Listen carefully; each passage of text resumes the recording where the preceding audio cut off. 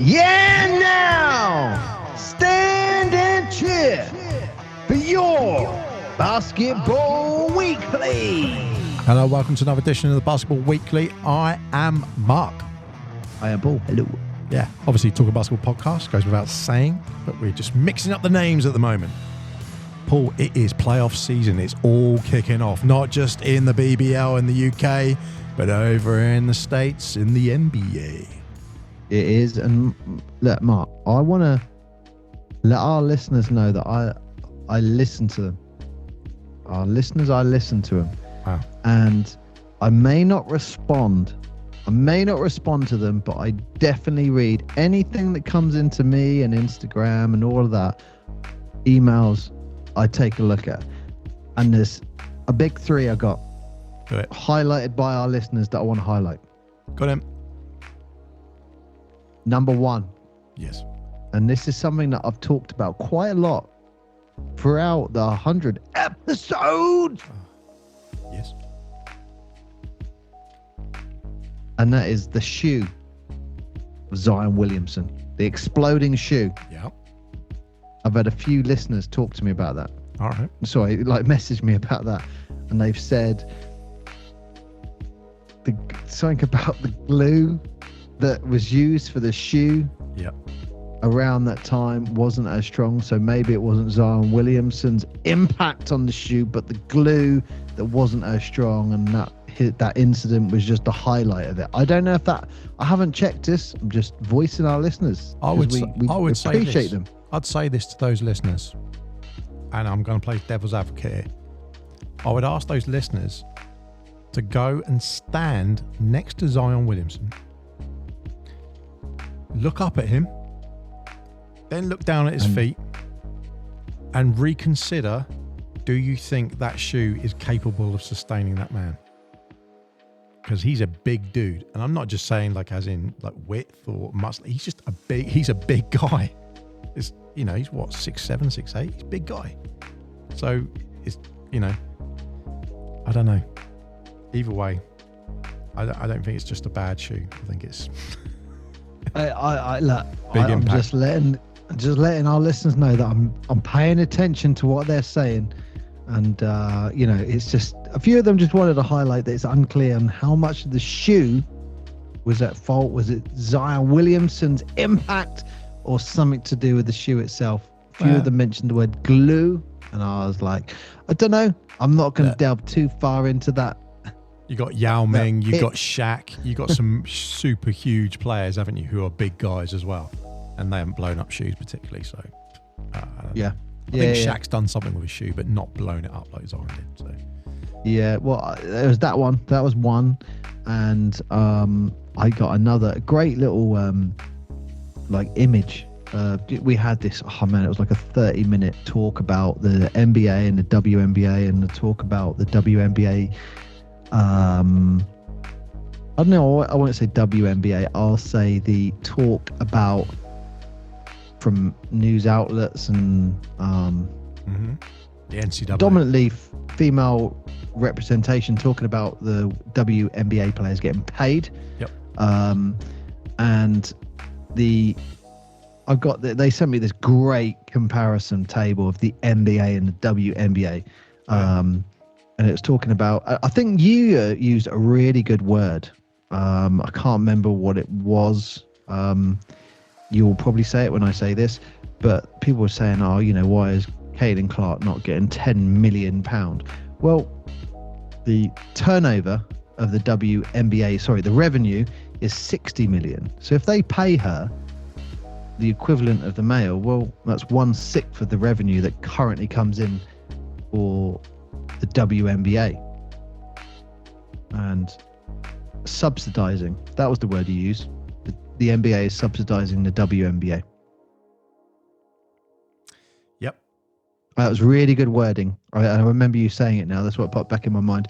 But yeah, they sent me a great graphic, and they said they really liked our conversation, and they supported the facts that we were saying. But they sent me that graphic to support what we're saying. I was like, brilliant. It's incidentally, Caitlin Clark, they released what her Nike deal was. Do you know what her Nike deal is? Oh, it's pretty good, isn't it? It's about like 24 million for like 8-year deal or something like that. And so, yeah, that's just one deal.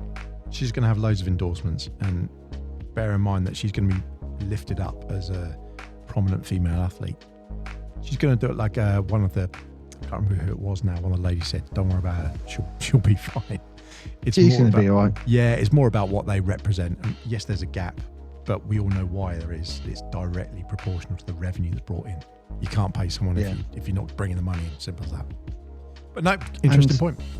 It was a great point. And the last point I got, and I thought was, I'm not going to get into the debate about all-time top scorers and stuff like that. I'm not going to get involved in that because I don't know the supporting evidence of when the leagues were formed and all of that stuff. But people were talking about all-time great college players. I mean, they were talking about Caitlin Clark with her absolutely amazing achievement over what she's done. But also, I got this great little article, great graphic as well, and some pictures from a couple of our listeners actually, but one in particular wanted to highlight two college players. One was Lynette Woodward, who played for the University of Kansas in the late 1970s and early 1980s. Yep. And Pearl Moore, who played in the Division II Francis Marion College during the late 1970s. Both put up significant points. Woodward scored 3,649 points, and Moore scored an outstanding 4,061 points. Neither of them benefited from a 3-point line in those days. That's one of your stats. And I don't know if it's because of the different divisions or whatever it is, but a few of our listeners wanted those guys just to get a bit of recognition from their achievements at college. So I'm just highlighting that for those listeners. Yeah. I mean, look, it's not just about that end point, is it? It's not that end result. Congratulations, you've got to the NBA, WNBA. You've got to that pinnacle. It's like, that's where you start. It's like learning to drive a car, isn't it? It's like, here you go, you've got your license. Great. Now this is when you learn. This is where everything starts. It's like a whole different game. So you can't be expecting people to earn crazy money and doing all these really crazy high stats. Like, oh, you did 30 points a game in high school. Great. Then you go to college, you might get 24 points a game. Great. You go to the NBA, you'll get 4. It's like I think steps. The listeners in particular for that point were highlighting the how the all-time scoring was calculated, and it's a really valid point. I don't know how that's calculated, but I thought it was worth mentioning those names because look, Mark, we're just letting our listeners know that we're listening to them, reading their stuff. I will never respond because of the volume. Yeah. It'll be a full-time job to respond. Yeah. But I do look at every single one. So yeah, there you go. They're my 3 points. Nice. Well, let's talk about the playoffs. So NBA playoffs, we were talking about the play-in before. The final teams, it all got sorted out. So in the West, we had Thunder, Pelicans, Clippers, Mavericks, Timberwolves, Suns, Nuggets, and Lakers. That was the final Western lock-in. And then we had the East, which was Celtics, Heat, Cavaliers, Magic, Bucks, Pacers, and not the Knicks. I was going to say Knickerbockers then, but Knicks and 76ers. So those were locked in just towards the end. Can I say that was the right result? That was the right outcome. 100%. Because those teams finished in the top 8. Yep. So that was fair. I don't like the fact that you don't like the play. I'm not picking on Miami. When you finish 10th in the league, you haven't, personally, is my opinion, you haven't earned the place to get in the playoffs. No. You've earned 10th spot throughout the whole season. You then go to playoffs and you get to the NBA finals. Like, what happens if you had won the NBA finals? Yeah. What happens if they'd won it? And it was like, okay, the NBA champions for that season finish 11th. It's like, oh yeah. What does the league mean anything other than just like home court advantage in the playoffs? But I'm glad it ended like that. And I know you were worried about the Pelicans with injuries and stuff like that, but they got through. Yeah, I genuinely thought they might have some issues with that. I didn't think they were going to get past Sacramento, but they did. And, fair play to them. They've done well. So now they're up against, in the first round, the Thunder. So Thunder are number one in the West. Some would say they're number one in the West because they've got Shea. And others would say it's because they've got great coaching. It looks like it's a combination. They got some good guys on the team. They play as a team. And I won't say no one's touched them, but they've just been strong. I did see a quote from Draymond Green, which is I liked. They were talking about, I think it was someone like Indiana, I think he was talking about, but I think it's a really good quote. And he said, they're an 82-game team. They're not a 16-game team. And I thought about that because you go, well, yeah, but it is actually 16 games, really. Potentially, if you could do a 4 or 5, a 4 or 5, then you're in the final.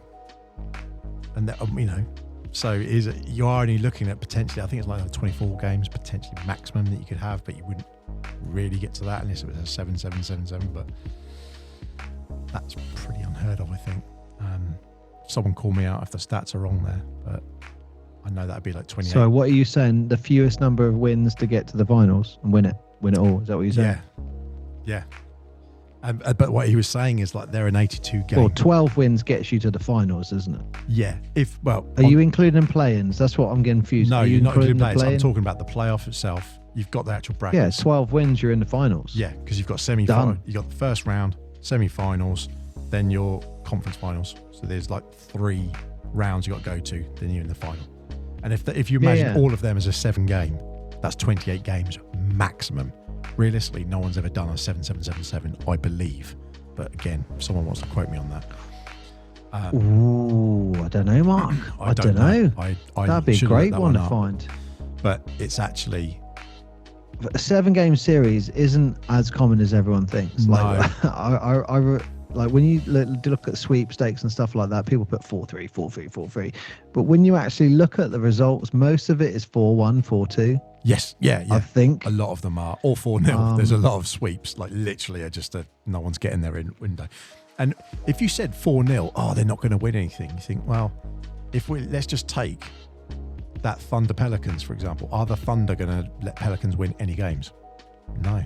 So if the first 2 games they play are home games, the Thunder are going to take them. And then the Pelicans have got 2 home games back in New Orleans, but are the Thunder going to take that? They'll probably get the first one. So then if you get that, then you're 3-0. Why wouldn't you get a sweep? So the sweep or the team just getting 1 game is sometimes common. The only other one is that you get the 2 and the 2, don't you? So it's basically the home court advantage. Home court advantage speaks volumes. Volumes. That's the big one. So anyway, you see results where it's 2-0 and then it's like, hang on, like, yeah, you know what I'm saying. Oh, I do. So look, let's go down that list quick because they've already played a game. Mark, can I just take a step back? No. I just want to make a point. Go on, I just want to make a point because I was a bit irritated by comments that I saw online. Okay. Regarding Klay Thompson. Mm-hmm. And, look, we took the mick a bit, like he was 0 for 8. I did. And he was, he didn't have a great game. And one of the things that really bugged me a few days after about listening to the continuation of just throwing it on Klay Thompson, like, go back and listen to our podcast. I don't know the exact wording, but from my perspective, we left that with he was part of the 20 teens dynasty. Yeah, he was, yeah. An integral part. And what really irritated me a little bit more recently, look, I get it. They're an aging team. They're probably about to be blown up now. But he got a lot of shit chucked on him. A lot of crap chucked on him. And I just want to say to those people being negative towards Klay Thompson, just remember that Klay Thompson, he brings a legacy to the Golden State Warriors. He easily as you got to consider exceptional shooting skills, a key role, multiple NBA championships. You know, we didn't talk about, but he was one half of the Splash Brothers with Steph Curry. Remember those days? Yeah. He set records for 3-point shooting, multiple NBA championship, dynamic performances. And he helped redefine the NBA's approach to shooting. Strong defensive play. Would you say he's loyal to the Warriors? Yeah. Yes, very much so. And for me, I just thought when you think of all of that, and people saying 0 for 8, I thought that was a bit harsh. Just think of everything he's achieved. You're going to be an a-hole now. Why are you laughing? What are you going to say? Well, because you clearly have not been watching our social media. Because on our social media, we actually put the picture of Clay up playing this music. Hello, darkness, my old friend. With a picture of Clay and his stats. Oh. Do you know the reason? I don't know if you need to put a social media up with all his achievements after that. Listen, as well. I had nothing but praise for Clay up to a few years back. The reality is Clay got injured. Up until then, he had an attitude, but I respected that because he was on top of his game. And like you said, part of those dynasties, he'd earned that have that confidence about him. There's nothing wrong with having confidence. He had a little arrogance, that's fine. The problem was when he's come back from his injury, he has not been firing at all. But unfortunately, I think it's of someone who's having a real fight upstairs in his mind, because he's come back and he's not the same character.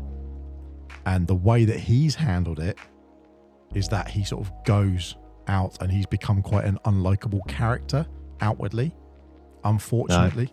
Well, no, he has, in the way that he's treated the media and the way he's actually responded to people saying, I'm this, I'm that, I've done this. And you go, that's fine, but he's trying to make up for that stat, it was like 0 for 8 and no points and being on the court for X amount of time. Yeah. I know I just look at that and go, that's someone who's, you know, like when everyone had a go at Draymond when he was like choking people out and stuff, you go, yeah, the guy's got a switch. Good defensive moves. I know exactly what you're going to say. Yeah, got great defensive moves, but he also there's a switch going wrong there. It's like there is more than basketball going on here. And I just wanted to highlight one bad game, one mistake does not delete all the good things that you've achieved. No, of course in the game. Of course, that's what I just want to leave it, because there was just a lot of hate. Oh, there was a lot of hate out there. There was like, whoa, man, come on, this guy's won 4 rings. Right, I tell you what, we're going to go straight to probably. I've just seen your name in this video conference as well. Okay, thought you'd like that. So let's go through the games quickly. Very funny. OKC playing Pelicans. OKC are up 1-0 at the moment. Clippers are playing Mavericks. I wasn't a fan of that draw, obviously, for obvious reasons. The Mavs, they just didn't show up. It was quite disappointing for me to watch, to be honest. So what's the time, Mark? What's the time on the recording thing? I want to turn this into a weekly thing. 18 minutes, and you brought up the Mavs. Bling, 18 minutes. It's not bad. It's not bad for. That's very good. It's very good for me. It's all about 19 minutes, in fact.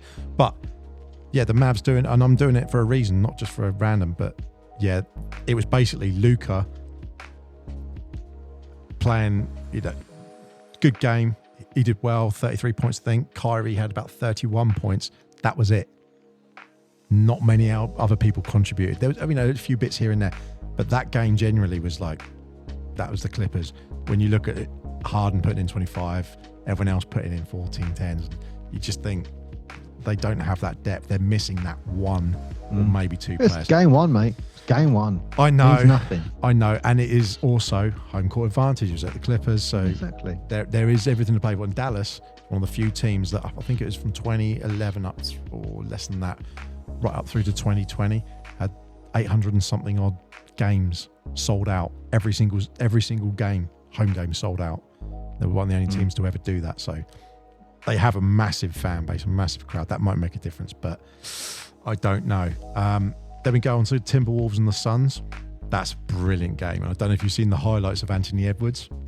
Have you seen what he says in his interview afterwards? Yeah, it's good. It's brilliant because he is a mini Jordan. He's fired up, but but he said Kevin Durant is one of my all-time favorite players, and he's on the court with Kevin Durant, and he's giving him some shit. He is absolutely like, you can't guard me, you can't do this to me. And you think, wow, like you're playing with your hero, and you took him on. And so Timberwolves are leading that one up 1-0 at the moment. And then we get to the last game in the West, the Nuggets and the Lakers. Now, they've actually played 2 games already. So they had the first game. And the first game, the Nuggets took it 1-0. The second game happened yesterday. And it, arguably, probably one of the biggest nights in playoffs for 2 massive games. The other one being New York versus Philly. Honestly, that was a game. Watch all the way through. It's pretty good. That last quarter, just different. Lakers were up 20 points. Blew the lead, let them back in. And, you know, I've seen comments online, and I'm kind of like addressing some comments that were in threads that I answered, and they came back and saying, you know, 20-point swing in basketball is nothing these days. If you're ahead 20 points in any basketball game, in any league, you're doing all right. 20 points is like, we've got a little bit to sit in. Yes, in the NBA it can swing, but you should, if you're the Lakers and you're letting the Nuggets, if you're leading them by 20 points, you should be doing everything to lock them down. And you don't let them get momentum. And I think that was coaching errors on the Lakers' part, because they let them in. Next minute, Nuggets are just steamrolling through, took it back in the advantage. And I think the Lakers got the wrong draw. Oh, that's what I think. Oh, well, look, you've got to do better. If they do better in the league, then simple as that. If they or worse, I think Lakers take on Thunder. That's a different story. Like, they did well against them in the regular season. Yeah, you're absolutely right. Actually, yeah, they would do that. Lakers against the Nuggets. Yeah, no, they're not beating that. You're in trouble. The Nuggets can afford the whole people. playing thing. I was almost like, for the Lakers, it would be better if they lost and then won to get to the Thunder. But again, when you're getting into playoff territory, you can't afford to lose a game to then try. You know what I mean by that? But I think the Thunder would have been the better matchup for the Lakers, definitely, when considering the season performance. Yeah. No, I don't know if you saw. The one thing that really stands out for me. I don't know if you saw the final shot. Now, a lot of people obviously will credit Jamal. And that shot, that was like the shot that Kawhi did for the Raptors, where it was on literally the final seconds, tied game, 99-99. He puts that up. It's a tough 4-shot. And he's got AD guarding him. AD's a 7-foot dude with a big wingspan, and he's coming at him. So that's a hard shot. And it went in. And that crowd went absolutely mental. And you just they used their home advantage to the absolute, that got them over, I believe. Yep.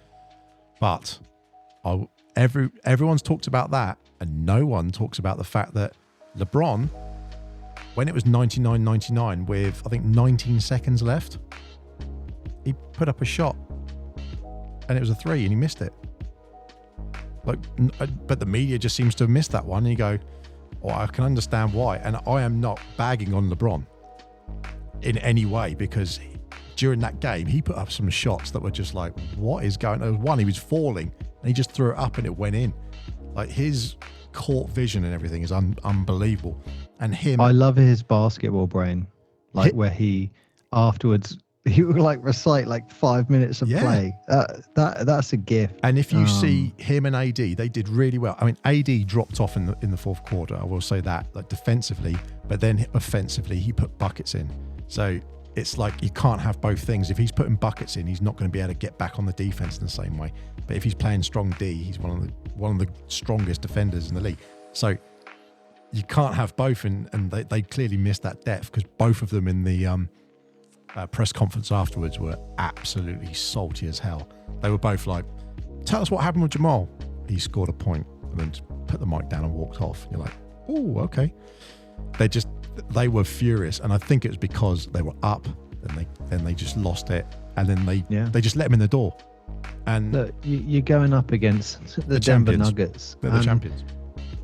What people aren't focused about, which I don't get it, is you look at the Thunder, the Nuggets, and the Timberwolves. There's nothing between them. So when you talk about first, second, third, it's like there's nothing between them. Then the Clippers weren't that far off. No, exactly. I'll tell you exactly what it is. Hang on, it's in front of me here. The Clippers, there was one game between the top three. Clippers were 5 wins away from that. Dallas 1 win behind them. West is hard. The West is hard. A tough league. There's no question that the West is tough. I'm just trying to predict that. I mean, we've been doing like the every year. We talked about this before on the podcast. The Portsmouth Fury, where all the older players for the Portsmouth Fury, we go into a sweepstake. We chuck a tenner in, and whoever gets all the results predicted right gets all the winnings. Gamble responsibly, people. We are not advocating gambling, but we're doing it for fun with friends. Predicting that West was hard. I spent ages going through that, and I changed my mind. Really? Loads of times. Loads of times I changed my mind. West was easy. I thought the West was the easy one. It was the East that really gave me a headache. No. Honestly, because I can... Let's go through the East. Go for the East. Where are we with the East? Well, with the East, we've got Celtics versus Heat. Boston's leading game 1, and Jimmy Buckets is out, and it looks like he'll be out for the rest of it. It was his knee, wasn't it? Yeah, it was MCL. He played 3 quarters with a busted, and they're like, yeah, he's not going to be back for the next few games. He's out. And if you remember, last year, playoff Jimmy busted his back during the playoffs. And it was the 2022 that a lot of people remember, playoff Jimmy, where he went crazy and took him to the finals. But yeah, last year, he busted himself up. So it's sad, but I don't think the Heat are going to do anything against Boston. Boston, you got the stats there on where everyone finished in the league. Look at Boston. They was like 64 games they won, I think it was. Something like that. It's just... I believe it was 64. Yeah, the next... 64 wins, 18 losses. Yeah, and what was the next nearest team? Next nearest knees were the New York Knicks with 50 wins. Exactly. 32 losses. 14 games more than... And what's funny is that you go... The Celtics, incidentally, are, considered the number 1 team in the league on that stat basis. But then the gap between them and second, like you said, New York is on 50. Look at the West. I think if... 7 games different. I think, well, yeah, but they'd also... Second place in the East would slot in at number 6, I think, in the West. I think that's right. I think I tell you, got it in front of me. Hang on, second 50. They will slot in. Oh man, my freaking thing just zoomed in. See if it's 6th or 7th. I can't remember which one it is. They would go in. They'd be joint on the Mavs. Yeah. So it depends on the head-to-head. So say 5th or 6th. Yeah, that's what I was thinking. I think it works out 6th because of the head-to-heads. But yeah, that is the difference between first and second in the East. Yeah. So that's why I found the East really difficult to call. So anyway, Celtics are leading 1-0. I've gone down as a sweep. I just don't see the Heat doing anything now. You got them down as a sweep? Yeah. Wow. The Heat they've lost Jimmy. They haven't got them. They haven't got a rhythm. So that's a real shame. Incidentally, I would have loved it if the Heat were actually playing the Knicks. That's what I actually wanted. Just on the basis that Pat Riley would have to go back to Madison Square Garden and then have a busted team, and they just would not let him forget that at all. They definitely would not let him forget that. But yeah, so... Well, Cleveland 2-0 up against the Magic. That's a real shame. Nothing. It's nothing, mate. Nothing. Yeah, look, they're both home games, so that's that. If Orlando don't win game 3, they're toast. That's it. Simple as that. Cavaliers have got the playoff experience, but they're not an amazing team. They're fourth, and to be honest, I'm not as I'm surprised at that, but we're talking again East versus West. In terms of a strong team, they're not a massively strong team. Donovan Mitchell's great, and they've got a few other key players, but other than that, really, I think defense is going to be the key to this series, Mark. And let's see what you're correct. Let's see what happens in game 3. And defense, incidentally, let's move on. That's Magic. Defense is Magic. So Magic's the second best defensive team in the league. Unfortunately, I think they're the 22nd most offensively efficient team. So they're basically... That's why I said defense is going to decide this series. Wow. Yeah. There you go. So moving on, Bucks and Pacers. Now Milwaukee's actually leading this 1-0 at the moment. As this airs, the next game's tonight. We will see, but don't know. Bucks versus Pacers. It should be the Bucks. The Pacers have got a few. They've got Siakam now, as well as obviously Halliburton and everything. But I don't know. Well, Giannis is injured. Yeah, you got to talk about that. Giannis is injured. Listen, they can get Thanasis off. They can get Thanasis off the bench. Get him grooving. There you go. Get him missing. They shouldn't dunks. have any problems. They shouldn't have any problems. Yeah, they should get round them through the first round.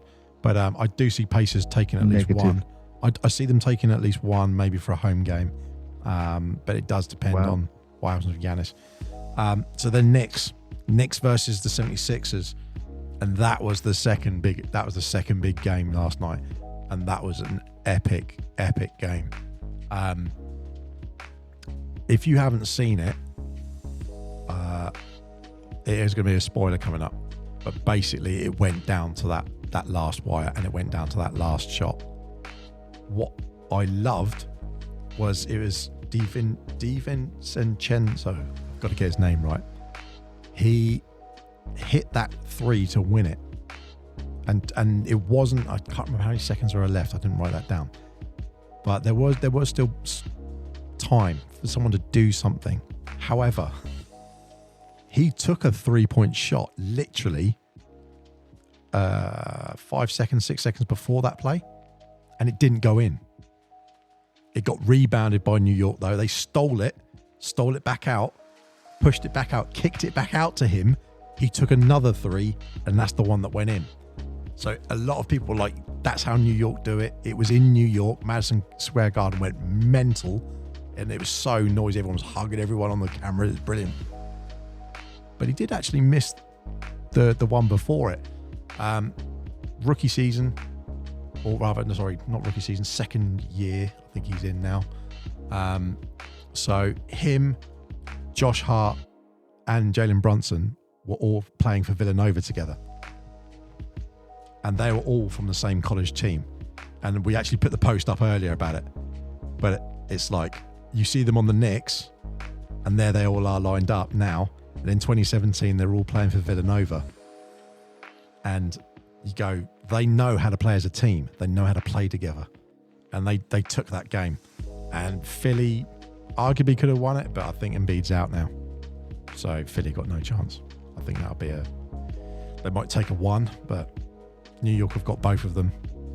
Arguably, Philly should have won it, but they didn't. So I don't see... Well, let's go for our predictions, Mark.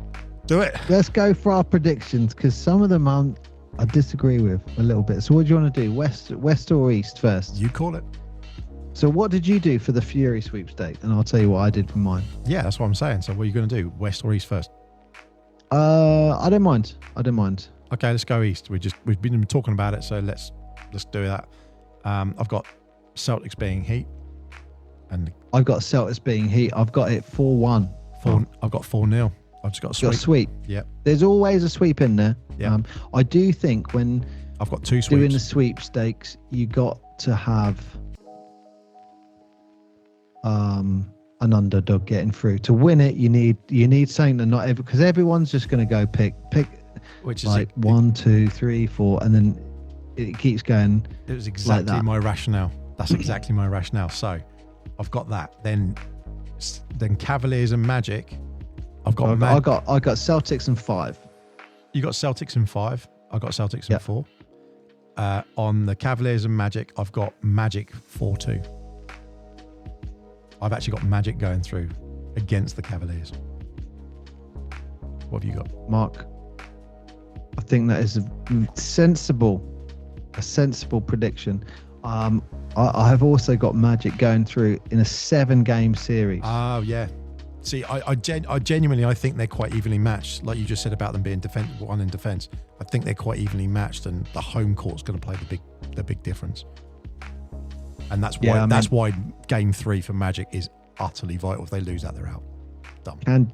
Can Jalen Suggs stop Donovan Mitchell? Yeah, that's the question. He's got it in. That's the question.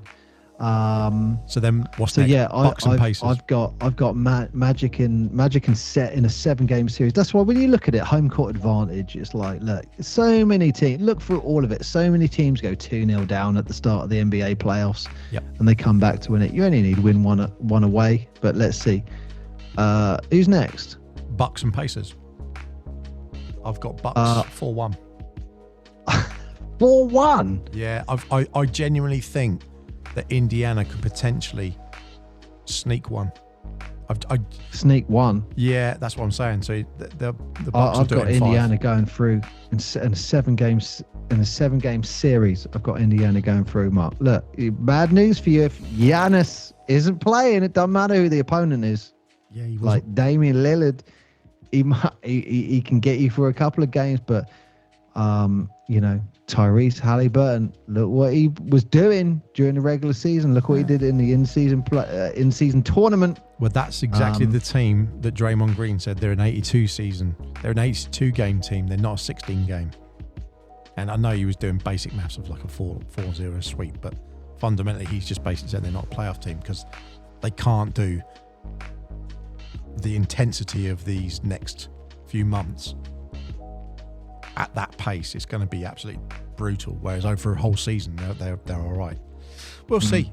I think Indiana's defense has improved since your all-star season. Oh yeah, and sure. I almost put a 4-2 for the Pacers, but I just went for 4-3. I went for 4-3, which was probably silly because I've just said there isn't loads of 7-game series, but that's what I went for. All right. And then we got Knickerbockers. Knicks and 76ers. I've got sweep. A sweep. I got a 4-1. Yeah. I got a 4-1. I think the Knicks are going to go through. Yeah. Same here. But it's just, look, they haven't got Embiid. He's not strength. He's just not. If he was, he's the most dominant player out there, but he just physically isn't. He's suffering from being a big man. I think that's the downside. So yeah, I've got them in 4. You got them in 5. Okay. So what have you got for the next round then? What have you got? Are we going? Yeah. All the way. We're just going to go all the way to the finals. Then we'll do the other side of the coin. Oh, I'll do it really, really quickly then. So yeah, the East, I've got Celtics versus Magic. Sorry, the East versus the Magic. I've got the Celtics versus the Magic. The Celtics going through 4-1. Yeah, I've got against same. The Magic. I've got same, but I've got 4-0. I've got Celtics sweeping Magic. Another sweep. Yeah. How dare you, Mark? How dare you? And then I've got Knicks versus the Pacers. I got the Knicks going through against the Pacers 4-1. Wow. Yeah, I went off piece there. Because I've got the Bucks versus the Knicks. And I've put the Bucks going through 4-2. Damn, look, Mark, if those Bucks get knocked out first round, you're in trouble this year. Yeah, oh yeah, of course. But that's what you need to do, though. But exactly, do something like that. I did that with Magic. I was like, them and Cavaliers, it could go either way. So I'm just going to go with Magic because I support them as opposed to Cleveland. But with the Bucks and Pacers, I thought if the Bucks are on fire, they are a better team than the Pacers. That's it. Lillard has the capacity to do a 50, 60-point game. No one on the Pacers does. So on that basis, you go, they've got a good enough team. They could do it. But against the Knicks have got a strong team. The Bucks aren't. So who you got? You got Bucks pushing them there. Yeah, I've got Bucks pushing them in 6 games. So you got Celtics, Bucks. Yep. And then Celtics will win. I got Celtics, Knicks. And who to win? Celtics. Yeah, Celtics. So I've got Celtics 4-2. In what? I've got 4-2 as well, but I've got them against the Knicks. So I've got the Celtics going to the finals. Yeah, so I've got Celtics in finals as well. So let's go Western. So we got Thunder and Pelicans. I've got sweep. You like your sweeps? Yeah, I got 4-1. And do you know why? It's because of what you said earlier. There's a big disparity between some of the top teams who are like in first and second and third, and those ones who just got in an eighth. Those ones who got in an eighth, like the Pelicans or the Heat. The difference between the Heat and the Celtics and the Thunder and the Pelicans is huge. So I don't see that first round of them being any issues whatsoever. So that both of those teams got sweeps. Yeah, I agree. I got a 4-1 for the Thunder. Thunder going through. You like giving that token one away, don't you? Giving them a little token win. Yeah. I actually have the attitude of just go out and crush them. And do you know why? And it sounds really stupid, but all you've got to do is win the next game. Just win one game. Okay, you've got 2 games on your belt. Now win the next one. Okay, you got 3. Win the next one. Great. Now you've got a break between, because if the other one in the draw that we're going to come to is Clippers and Mavericks. Now that I've got a 7-game one for that. I've backed the Mavs. I have also got, wow, Mark. I've got to back the Mavs. I have to. You told me you weren't doing that. And because you told me you weren't going to back the Mavs is why I backed the Mavs. My plan worked. So we're both cheering for the Mavericks. My dreams come alive. This is a tough one. And what I didn't... It's hard. Very, very hard. This was one of the ones I put the Clippers through and then I changed my mind. And the only one thing, the reason I did that was because like every year, they're always talking about the health of the Clippers stars. Yep. Dictating playoff success or failure. And this season isn't any different whatsoever. And when you've got Kawhi Leonard, who is yet to play in April, and he's got a knee injury, I don't know. That was kind of... Yeah. Look, if Kawhi plays, they're Mavs are red hot as well.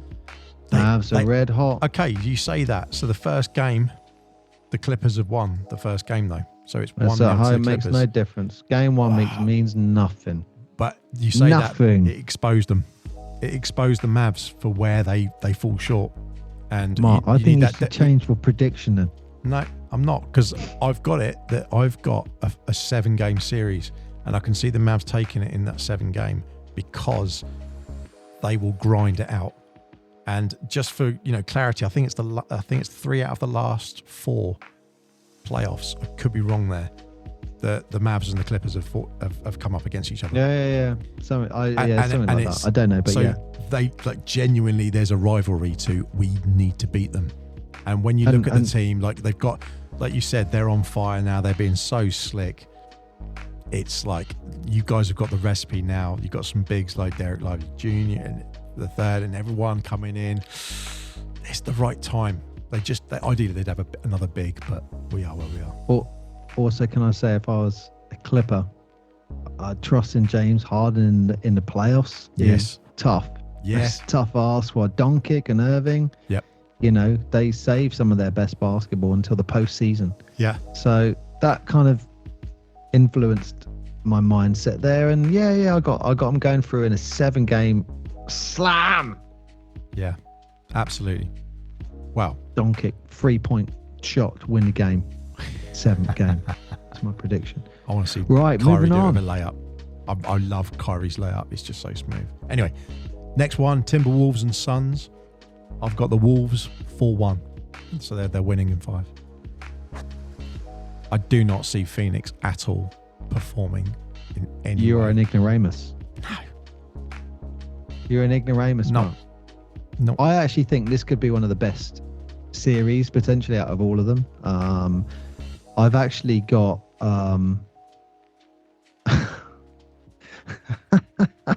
I've just looked at my sheet that I've sent my brother. I've actually written 4-1 down to the Timberwolves, but I meant to put 4-1 for the Suns. I've got the Suns going through 4-1. Oh, but you've actually wrote Wolves. So you've done the same as me, but literally. No. I meant I want Suns to go through. I've even written Suns in the next round. No chance. No chance. Just don't see it. I just don't rate the Suns. They've got some good individual players. They just don't play as a team.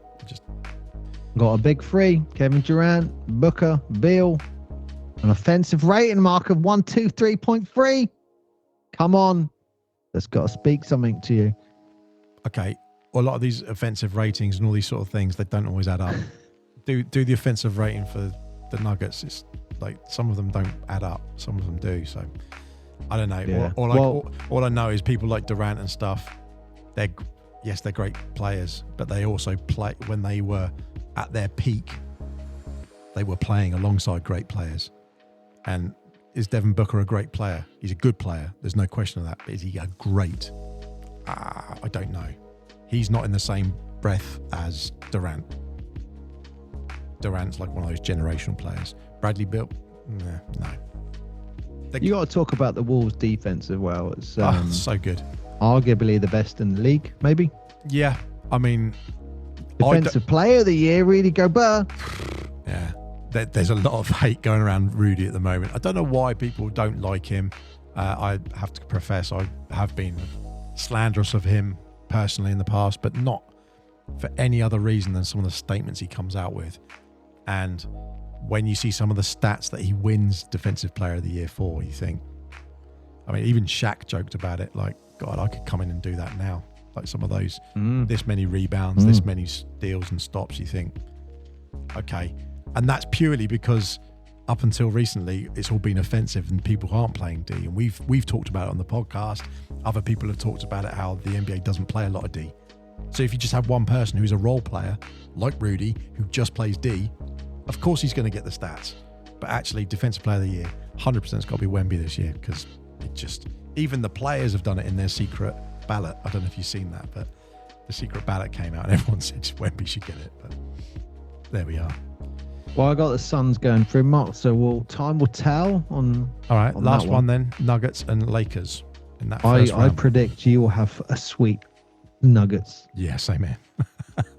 And look, they're 2-0 half the already. results you've got as sweeps. Yeah. You know that. Yeah, I know. I think one of those. I've got 4 sweeps. I've got Knicks and 76ers sweep. That looks like it will be now that Embiid's out. Celtics, Heat sweep. Jimmy's out. Thunder and Pelicans sweep. Pelicans could surprise, maybe. Sweeps don't happen in half the time, statistically. But we'll see. I mean, look, I agree with you. I think this could be a sweep. I just put 1 on the Lakers because I think it's good for the league if this carries on. I think it's good for the league if the Nuggets go to the Staples Center, or sorry, the Crypto Arena, should I say, and absolutely demolish them. I mean, I could be wrong here, but I think the Lakers are 0 for 8 against the Nuggets in recent times. That's right. And that spoke volumes to me. So it was like again, what I said to you, the Nuggets and the Lakers, it is one thing. If the Lakers get the Thunder, that's a completely different story. And I think from the Lakers' perspective, they're on the wrong side of the bracket. But look, all roads at this moment in time go through Denver. All roads go through Denver. Yeah, absolutely. So you go to the next round. Who said that? It's Jordan. All roads go through Chicago. That's what he said, isn't it? Yeah. So go through the next round when you're in semis. You got Thunder and Mavericks. That's who I've got. And you said you got the same. Yeah, Thunder Mavericks. I've got Thunder beating the Mavs 4-2. Same here. Exactly the same. Are you copying my results, Mark? Doubtful, because I put mine in first. I was the first person, or second, third person in. But, and then I've got the Nuggets beating the Suns 4-2. Yeah, I've got Nuggets 4-2 over Timberwolves. But I genuinely think the Timberwolves will give them a good fight, purely because of Anthony Edwards. I think he's that engine in the Timberwolves. He's so like an aggressive player. There's no other way for it. Is he's such an aggressive player that he just fires his team up and they just all support him. You know, they've Anthony Edwards. I mean, they've had Karl Anthony Towns for years as a big guy, and everyone was trying to build it around him. No one talks about Karl Anthony Towns anymore. As soon as it's Timberwolves, it's Anthony Edwards and Gobert.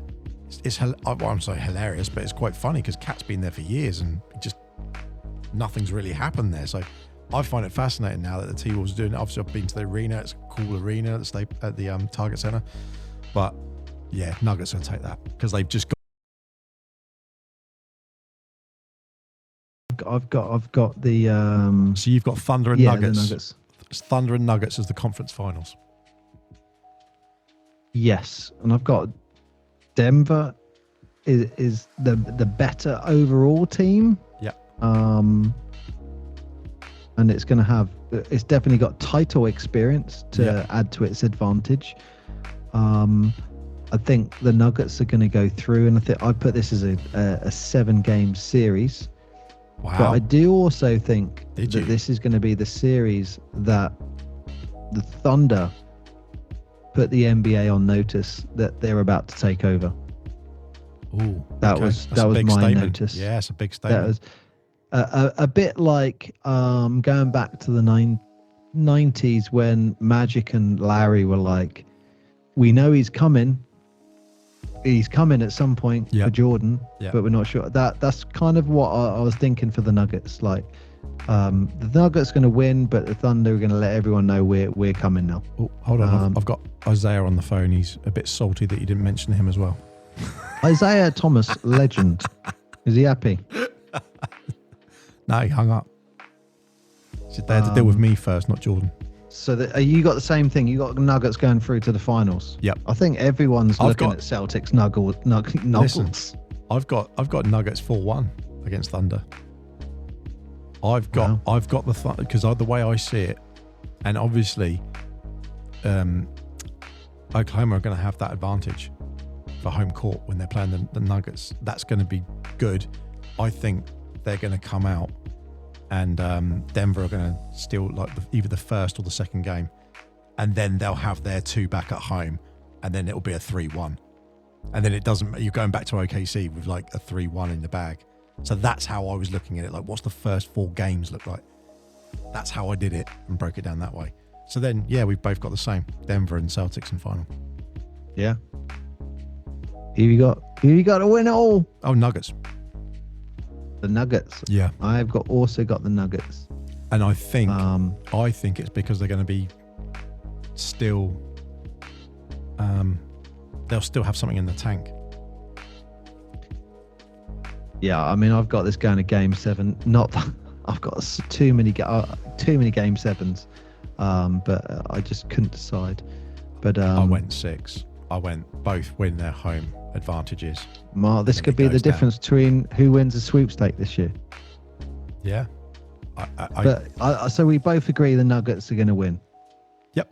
So this could be a great finals. Oh, it could be. It could be a great finals. I think the biggest game was the one that you've got picked actually, which is the conference finals, I want to say, for the East, which will be the Celtics versus the Knicks. I think that will be a huge game because if it is the Knicks that get through to that stage, I actually had them down going there, then I flipped it and put in the Bucks instead. But if it gets to that stage, I don't see any team backing down. And you've got Celtics and Knicks, you've got that local rivalry. They're not, Boston and New York. I've driven Boston to New York. It's not a fun drive, but I've done it. So, their locality is there enough that there will be a lot of passion.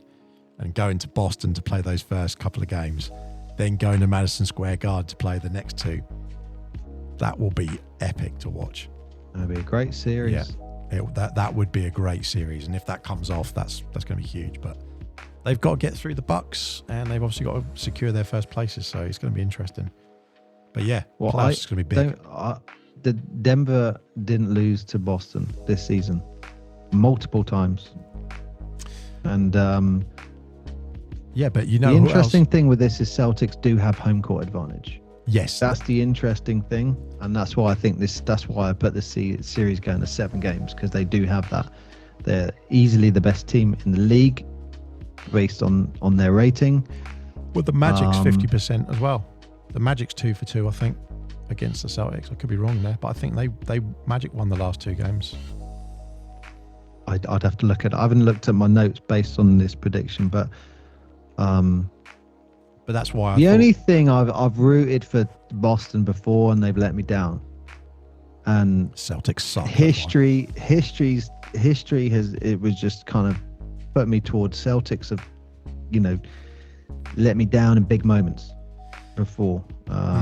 Yeah, but this is the team that blew a 2-1 lead in the 2022 NBA Finals to the Golden State Warriors. Yep. Couldn't make it past the number 8 seed Miami Heat last year's playoffs. Nope. Lost in the quarterfinals of the in-season tournament. Now, the only thing I'd say on this is that you've had players on that team. Jason Tatum is, I think he's 24, 25. He's a young guy. He's got that whole team on his back and leads the team. Whether you like his style of play or not, some people don't think he's very clinical in his game, or not boring, but he's just not an animated player necessarily. But you can't argue with his leadership and the way he's taken Boston. Now he's got like players underneath him, and oddly enough, Porzingis, who didn't get on in New York, I don't believe, certainly didn't get on at the Mavs the first part of the season. He was great. Then the gel fell off. So they seem to be working really well as that three. You've got to look very hard to go past Boston. If they get into the finals again and they're against the Nuggets, they're really going to want it, aren't they? And they're going to have home court advantage for that first game. Yeah, Boston are. They're going to have home court advantage for that first game. As much as I want to pick Boston, I really want to pick Boston. That's what my heart was like, pick Boston. My head was like, look, Denver has been better in the head-to-heads. And they've got title experience as an advantage. We've seen that throughout the years. Title experience helps. Championship experience helps. Which they both have. Celtics have been to a few, but so have Denver. But I'm really looking forward to the matchup between Tatum and Jokic, especially. I think they're going to pick each other up often throughout the series. And look, both of these guys are going to get credit and criticism throughout the series for whatever happens. But I think Jokic is going to claim MVP. He's already got MVP to back himself up. I think he's going to do it again. I think the Nuggets are going to get it again, and it's where Jason Tatum wants to be. I don't think they're going to quite get there, but you never know. I think it's the first time or the second time that the three MVP candidates are not American. Well, I said that to you ages ago in a podcast. Remember, I said you were talking about who's going to be MVP, who's going to be the greatest of all time, and I was like, when is the next American going to be an MVP? Yeah. Or who would it be? I can't remember how I phrased it. I think Shea is Canadian, I believe, and then obviously Joker and Luka. Yeah. But it's going to be a really great show. Yeah, it's going to be great. This is going to be a really good playoffs, and the only downside to it is we're in the UK, so we're like 5 hours behind anything that happens on the East Coast, and if it's on the West Coast, we're like 9 hours behind.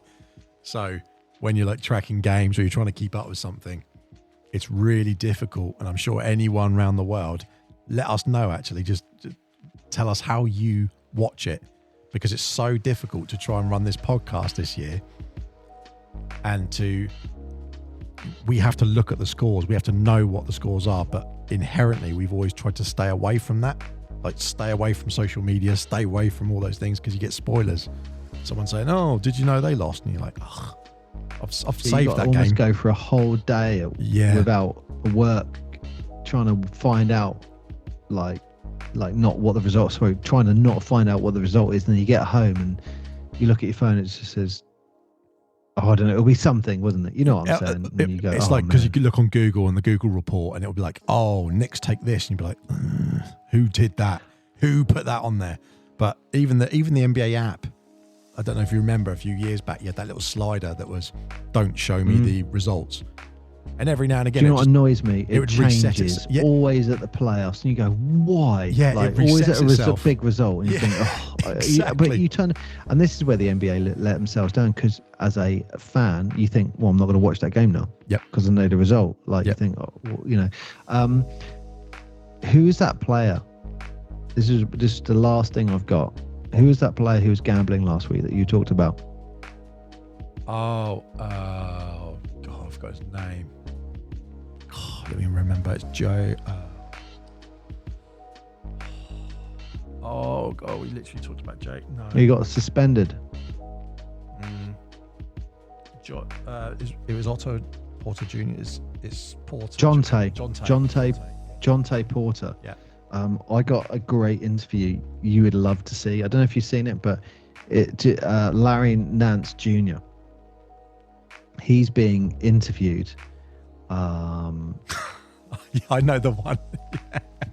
It was great. He turns around and says something like, "Respectfully, I'm betting on the Pels." Talking about obviously the Pelicans. Yeah. And then he kind of backs up and goes, whoa, look, just to confirm, I'm not betting. I'm not Jonte Porter. I'm not betting. I'm not betting on anything. I don't own a betting app. Nothing like that. It was really funny. It was a great moment. They all joke about it and stuff. And even in The Last Dance, what do you see Jordan doing? He's betting with the guys in the back of the locker room, with like, for, you know, throwing like pennies and stuff to see who can get close to the wall and that. But he's betting. And they're showing it, and they're like, that's what he did, and everyone knew that, and there was a whole scandal with Jordan about betting and stuff, so it's never not been there. But it's when you get to a point, like, as a player, when it's like, I'm going to bet £10,000 that in the 8th minute the ball is going to be kicked from the court into row Z. It's like, okay. Part of me does think if a player bets on his team winning, is that a bad thing? Yeah, wow. That's what he's trying to accomplish anyway. His team winning. If he bets on his team losing, all right, there's a problem. I don't know, but you're right. Listen, there's a great. I'm gonna perfectly put a point on this. Perfect end note for it. Jonte Porter. Amount of money he made from gambling, $21,965. Amount of money that he got from his NBA salary contract, $2.8 million. So good life choice. Was that $22,000 or not quite $22,000? Was that worth it? Reported, Mark. Allegedly reported. I think it was confirmed. That's the whole thing, is that they actually have the figures. Like, that's how much it was disclosed that he won. Not worth it. Not worth it. I mean, it's the wackiest thing ever. But look, I'm sure there's other people who've done it in the past, and the guy got caught. It is what it is, but silly man. Anyway, there we are. That is our NBA Weekly. We got some stuff going on with the podcast, with our BBL Weekly as well, and all through we've got the BBL's got its own. We'll do the BBL playoffs, won't we? Yeah, I was going to say, that's where I was getting my words. We've been doing this for 4 hours, so we are all super knackered, plus Paul's 4 beverages in.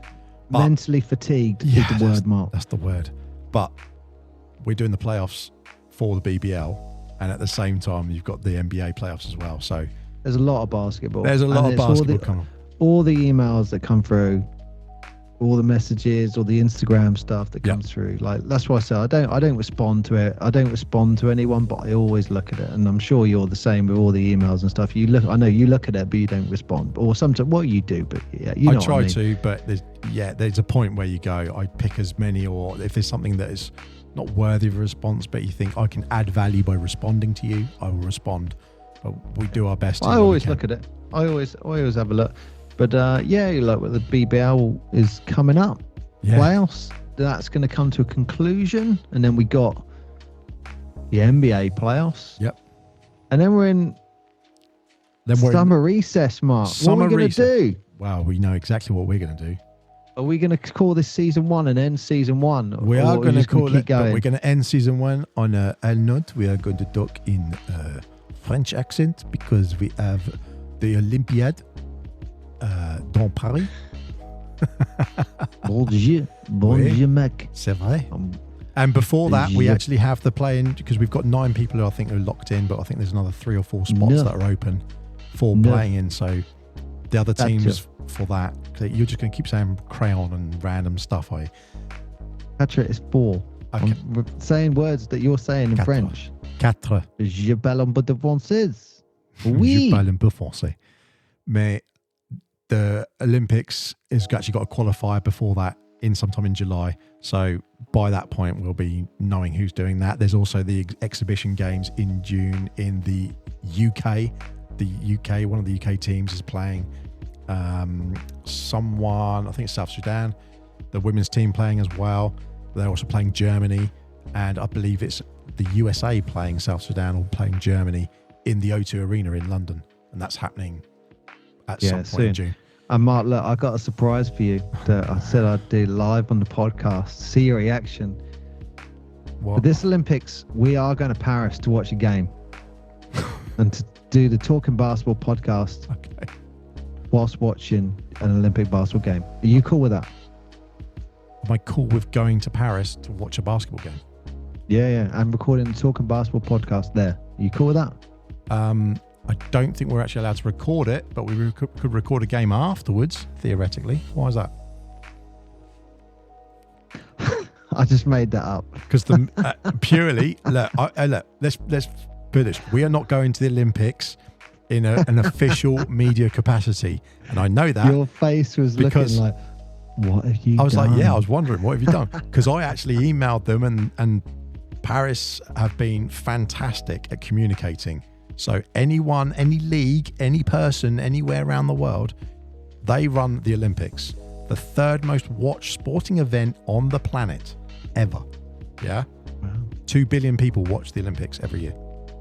Or every 4 years when it's on. So they know a thing or two about trying to organise stuff. This podcast is new. Everyone knows that. We've only been going like 6-7 months. So because of that, consequently, we had already missed the cutoff for being eligible to even get in there. But they explained it towards us. I said, how do we get accredited? What can we do?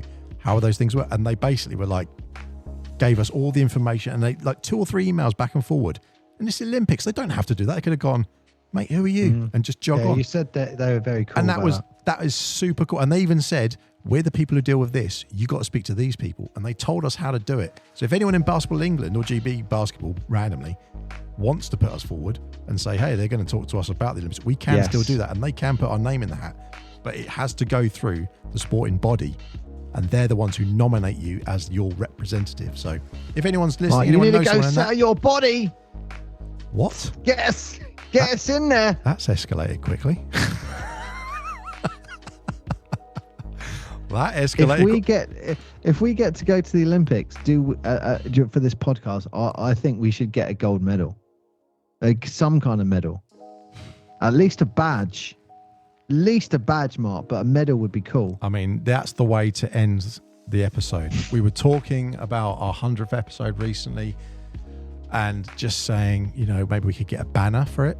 You're now saying you want to go to the Olympics and get a gold medal for turning up, not for competing, not for doing anything, just for turning up. They should give you a medal. Lots of hurdles you got to get there. Fact.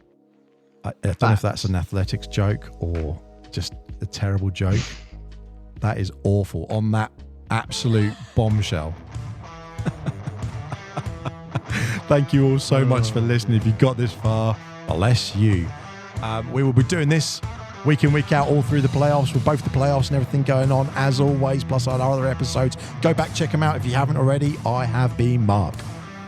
I have been Paul, and talking about the Olympics, badminton isn't in it. Or is it? Is it? It worries me that you're allowed to drive a car.